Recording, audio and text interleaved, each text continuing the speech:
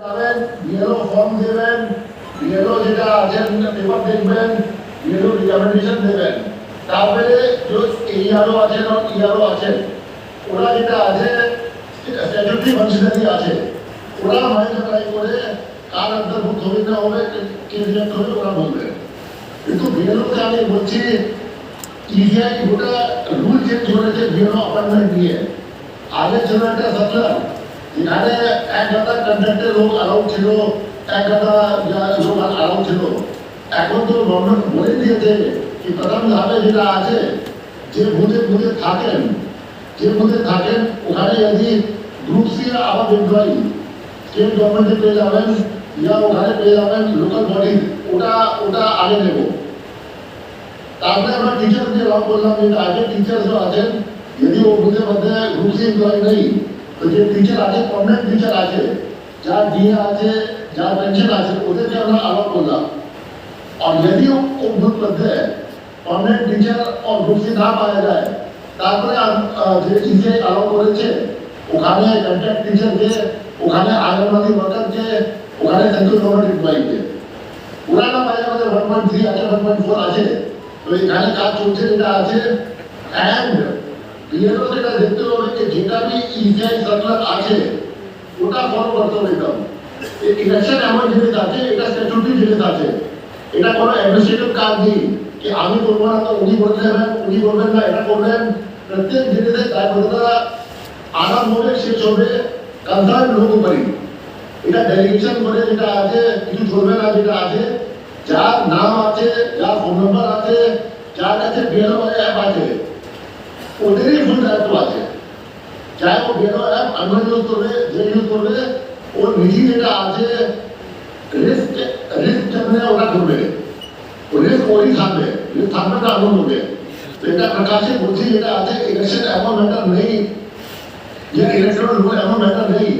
এই সাবজেক্টে যেটা আছে এটা কনস্টিটিউশনাল ডিউটি আছে, আর কনস্টিটিউশনাল যে ডিউটি আছে ইলেকশন কমিশন অফ ইন্ডিয়া, ওদের দুটো কনস্টিটিউশনাল ডিউটি আছে। একটা সঠিকভাবে ইলেকট্রাল রুল তৈরি করা, আর সঠিকভাবে ইলেকট্রাল রুল তৈরি করা মিনিং আছে कि যে भी এনটাইটেল আছে ভোটার হওয়ার জন্য, যেটা সংবিধানে বলে দিয়েছে, রিপ্রেজেন্টেশন অফ পিপল অ্যাক্ট বলে দিয়েছে, এই একটা ইন্ডিয়ান সিটিজেন থাকতে হবে, 18 বছর থেকে বেশি বয়স থাকতে হবে। 2022 আগে 18 বছর হতো 1 জানুয়ারি, তারপরে পার্লামেন্ট অ্যামেন্ড করেছে, এখন 4 বার হচ্ছে, 1 জানুয়ারি, 1 এপ্রিল, 1 জুলাই, 1 সেপ্টেম্বর। তো যেটি আছে এনটাইটেল আছে, যে সিটিজেন আছে, আপনার যে আছে 18 বছর বয়স হয়ে গেছে, আপনার যেটা আছে, তারপরে যেটা আছে আনসাউন্ড মাইন্ডটা থাকতে হবে। আনসাউন্ড মাইন্ড যেটা আছে আমরা ডিক্লেয়ার করবো না, সাইকিয়াট্রিস্ট করবে না, কোর্ট ডিক্লেয়ার করবে। ইয়া কোনো কোর্ট নিষেধ করেছে ভোটার হওয়ার জন্য কোনো আপনি আইনে, কোনো আইনে। তো ও ছাড়া যে আছে রাজ্যে এদের আমাদের সব দেখতে হবে। এর জন্য ইজিআই সার্কুলার গাইডলাইন সব থাকবে, আমাদেরকে একদম ফলো করতে হবে। আর আমি আগাম একটা হুঁশিয়ারি দিয়ে দিচ্ছি যেটা আছে, এবার একটু तपास থাকবে অন্য সময় থেকে, এবার প্রত্যেক ডকুমেন্ট, প্রত্যেক জিনিস অনলাইন থেকে যাবে। আগে যে আমাদের কাছে কিছু কমপ্লেন্ট আসে, কিছু আসে আমরা দেখি, তারপরে সাপোজ গাজনে কোনো ভুল করে ইস্যু হয়েছে, তারপরে গাজন বলছে যে এটা তো আমার ওখান থেকে আসছে, হরিশ্চন্দ্রপুর থেকে আসছে। ও তো হরিশ্চন্দ্রপুর আগের নাম ছিল, 2012-তে অন্তর্ভুক্ত হয়েছিল, আর এখন 2 বছর আগে ট্রান্সফার হচ্ছে ফরমেট দিয়ে এখানে। তো আমি তো আগে দেখেছি, তারপরে এখানে দেখি, এখানে আমি করে দিচ্ছি। যেমন হরিশ্চন্দ্রপুরে আপনার কথা বললাম, বলুন যে ওটা তো 3 বছর রেকর্ড থাকতে হবে, এখন রেকর্ড এখানে নেই, তো আমি কি বলবো স্যার এটা আছে। তো ওটা কোনো ভেরিফিকেশন স্কোপ ছিল না। এখন যেটা আছে প্রত্যেক জিনিসই অনলাইন থাকবে। আমার মনে হয় এটা লাস্ট ইন্টেন্সিভ রিভিশন হবে, এটা আমার ধারণা আছে। এরপরে ইন্টেন্সিভ রিভিশন হবে না, সব জিনিস যখন রেকর্ডে থেকে যাবে, রেকর্ডে থেকে যাবে, যে কোনো সময় যে কোনো লোক চ্যালেঞ্জ করতে পারে। যে জিনিসটা যেটা আগে যেমন যত ইস্যু হয়েছে 2022-23 পরে যখন ইজিআই নেট আসছে, সব রেকর্ড এখানে আছে। যে কোনো দিন আপনার হতে পারে, আমরা বের করে দেখতে পারি যেটা আছে। তো এটা আমি বলছি যে এটা যেটা আছে এই জন্য ইজিআই যে পার্মানেন্ট গভর্নমেন্ট এমপ্লয়ি থাকবে, ওদের রেসপন্সিবিলিটি বেশি আছে, ওদের কন্ডাক্ট রুলস বেশি আছে। অ্যান্ড আজকে ওদেরকে খুব মর্যাদা দিয়েছে ইসিআই, যেমন ডিস্ট্রিক্ট ম্যাজিস্ট্রেটকে এক্স অফিসিও ডিও করা হচ্ছে, যেপি ডিস্ট্রিক্ট ম্যাজিস্ট্রেট চেয়ারে বসবেন উনি ডিও হবেন, এরকম এসডিও যে আছে ইআরও হয়েছে, এই জন্য ইআরও নোটিফাই হয়েছে, ওরকম এখন বিএলও হয়ে গেছে। BLO be part of the statutory machinery হয়ে গেছে। BLO is a very important thing. তোমাদের ট্রেনিং হয়েছে, তোমাদের আর কিছু যদি ট্রেনিং লাগবে, if you are not sure of anything, তো তোমরা ইআরও কে বলবেন, ইআরও তারপরে ডিএম কে দিয়ে আবার সব ক্লারিফিকেশন করে দেবে, আবার ট্রেনিং করে দেবো। আমরা গোটা স্টেট জন্য এটা ট্রেনিং করছি, যেটা আছে প্রথম ধাপে ইসিআই কে ট্রেনিং হয়ে গেছে, সেকেন্ড ধাপে যে আছে 7 জন লোক নিয়ে প্রত্যেক অ্যাসেম্বলি কনস্টিটুয়েন্সি আমরা 5টা ভাগ করেছি গোটা স্টেটকে, যে আমাদের ডিভিশন হেডকোয়ার্টার যেটা হয় ওরকম আমরা করেছি, যেটা আছে সিটি ওটা নামে যে কোন কোন ডিস্ট্রিক্ট আছে ডিভিশন মধ্যে, কিন্তু ওরকম আমরা করেছি যেটা আছে।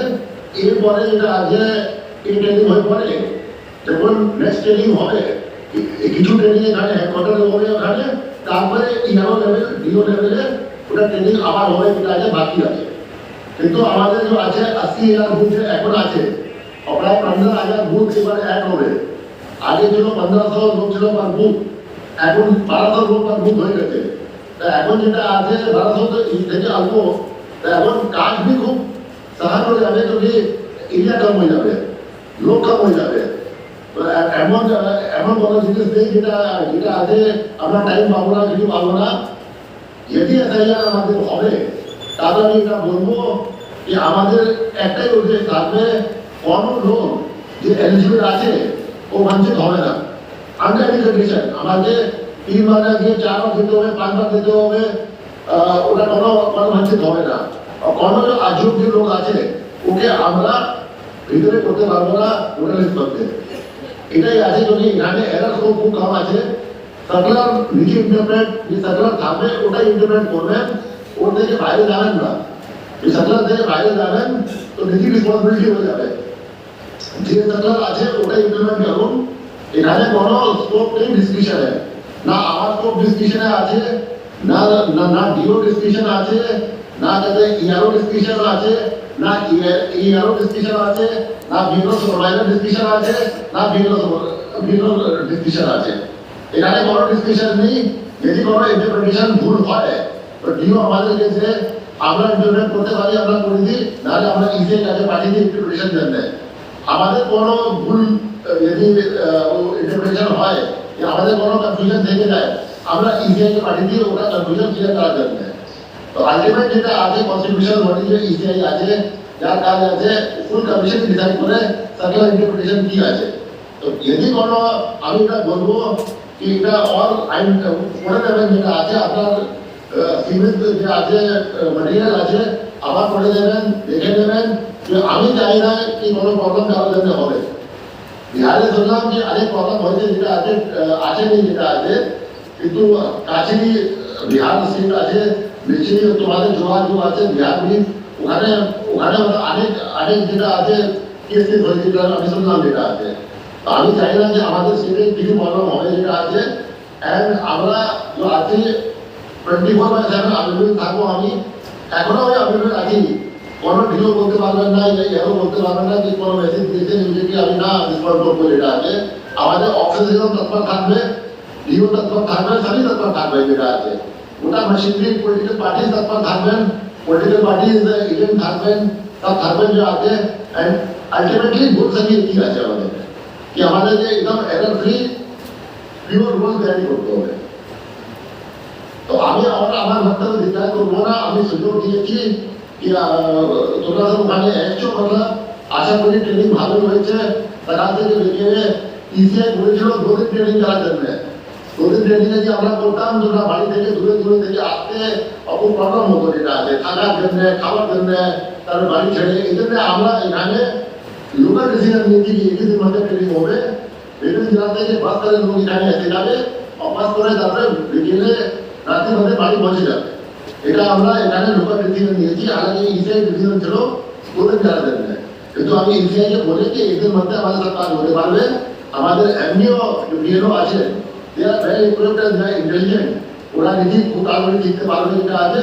তো আমরা এই দিন জন্য বললাম কিন্তু যদি কারো প্রয়োজন